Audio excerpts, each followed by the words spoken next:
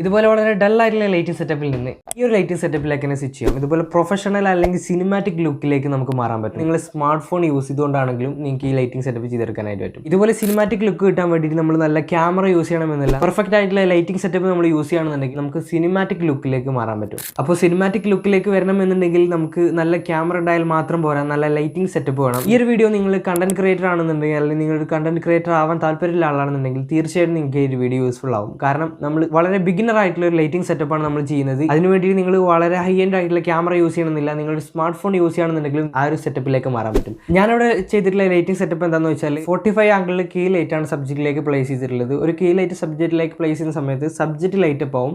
അതോടൊപ്പം തന്നെ ബാക്ക്ഗ്രൗണ്ട് നമുക്ക് ലൈറ്റപ്പ് ചെയ്യാൻ വേണ്ടിയിട്ട് ഞാനിവിടെ ഒരു RGB ലൈറ്റ് യൂസ് ചെയ്തിട്ടുണ്ട്. ഞാനിവിടെ ടീൽ കളറാണ് ഇപ്പോൾ യൂസ് ചെയ്തിട്ടുള്ളത്. 45 ആംഗിളിൽ നിന്ന് നമ്മൾ സബ്ജക്റ്റിലേക്ക് ഒരു ലൈറ്റ് പ്ലേസ് ചെയ്യുന്ന സമയത്ത് ലെഫ്റ്റ് സൈഡ് ഡാർക്ക് ആയിട്ടായിരിക്കും ഉണ്ടാവുക. ആ ലെഫ്റ്റ് സൈഡ് നമ്മൾ ഫില്ല് ചെയ്യാൻ വേണ്ടിയിട്ട് ഞാനിവിടെ ഒരു ഫിൽ ലൈറ്റ് യൂസ് ചെയ്തിട്ടുണ്ട്. ഒരു വാം കളർ ഫിൽ ലൈറ്റ് ആണ് ഇവിടെ യൂസ് ചെയ്തിട്ടുള്ളത്. അപ്പോൾ നമുക്ക് ലൈറ്റിംഗ് സെറ്റപ്പ് കുറച്ചുകൂടി ഡീറ്റെയിൽ ആയിട്ടൊന്ന് പരിചയപ്പെടാം. ഇപ്പോൾ ഞാനിവിടെ എല്ലാ ലൈറ്റും ഓഫ് ചെയ്തിട്ടുണ്ട്. ഇനി സബ്ജക്റ്റിലേക്കുള്ള കീ ലൈറ്റ് നമുക്കൊന്ന് ഓൺ ചെയ്ത് നോക്കാം. ഓക്കെ, സബ്ജക്റ്റിലേക്കുള്ള കീ ലൈറ്റ് ഓൺ ചെയ്ത് കഴിഞ്ഞാൽ ഈ ഒരു ലുക്കിലായിരിക്കും നമ്മുടെ ഫ്രെയിം ഉണ്ടാവുക. അപ്പോൾ നമ്മുടെ റൈറ്റ് സൈഡൊക്കെ നല്ല ലൈറ്റപ്പ് ആണ്. ലെഫ്റ്റ് സൈഡ് നോക്കുകയാണെന്നുണ്ടെങ്കിൽ കുറച്ച് ഡാർക്കാണ്. അവിടെ നമുക്ക് ജസ്റ്റ് ഒരു ഫിൽ ലൈറ്റ് യൂസ് ചെയ്ത് നമുക്ക് ആ ഒരു ഭാഗം ഫിൽ ചെയ്യാം. ഞാനിവിടെ ഒരു വാം കളർ ലൈറ്റാണ് യൂസ് ചെയ്യുന്നത്. നമുക്ക് ആ വാം കളർ ലൈറ്റ് ഒന്ന് ഓൺ ചെയ്ത് നോക്കാം. ഓക്കെ, നമ്മൾ ഈ വാം കളർ ലൈറ്റ് ഇവിടെ ഓൺ ചെയ്തിട്ടുണ്ട്. അപ്പോൾ നമുക്ക് ഇതുപോലുള്ള ലുക്കിലാണ് നമ്മുടെ വീഡിയോ ഇപ്പോൾ ഉള്ളത്. അപ്പോൾ നമുക്ക് ഇനി ബാക്ക്ഗ്രൗണ്ട് കൂടി ഒന്ന് ലൈറ്റപ്പ് ചെയ്ത് നോക്കാം.